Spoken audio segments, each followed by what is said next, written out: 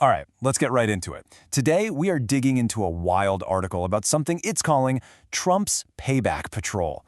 This is all about a team that's supposedly being built for a potential second term. And hey, before we start, do us a quick favor. Smash that like button and subscribe. It really helps, and you won't want to miss what we've got coming up next. Okay, so the source material we're breaking down starts with a really weird scene.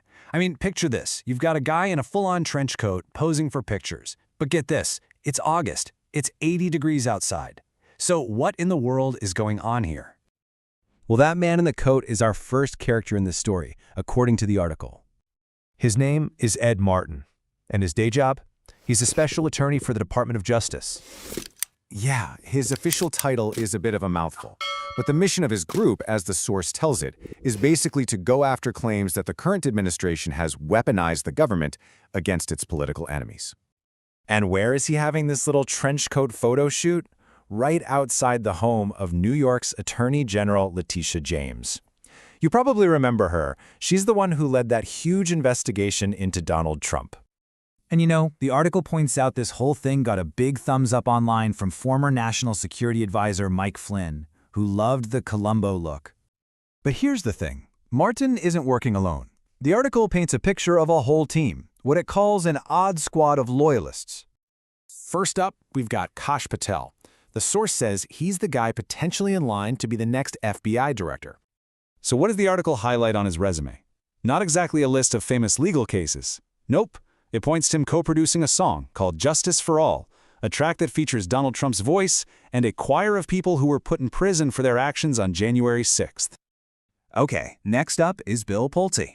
The article says he's being looked at to run the Federal Housing Finance Agency.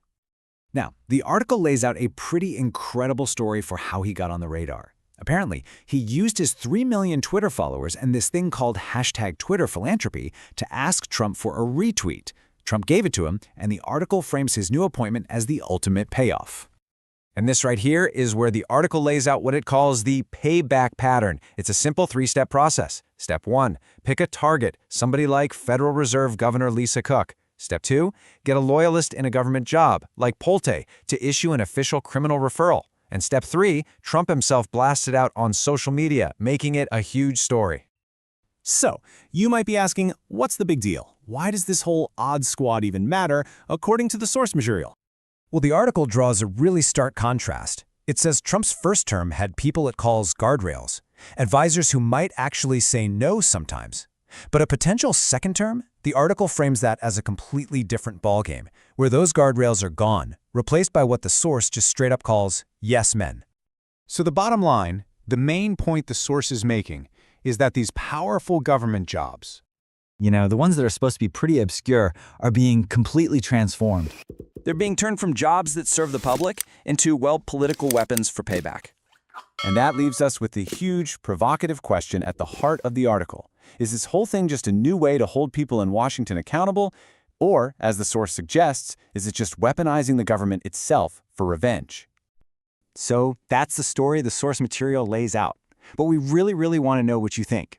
Is this a necessary evil to clean things up, or is it setting a really dangerous precedent? Let us know in the comments. And hey, if you got something out of this breakdown, please give that like button to click and subscribe for more deep dives. Thanks for hanging out, and we'll catch you on the next one.